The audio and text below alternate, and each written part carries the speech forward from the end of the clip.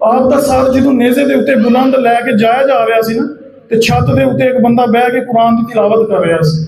ਉਸ ਆਇਤ ਦਾ ਖੁਲਾਸਾ ਇਹ ਸੀ ਕਿ ਜਿਹੜਾ ਕੁਰਾਨ ਪਾਕ ਦਾ ਅਸਹਾਬੇ ਕਹਫ ਦਾ ਕਿੱਸਾ ਹੈ ਨਾ, وہ بڑا عجیب ہے۔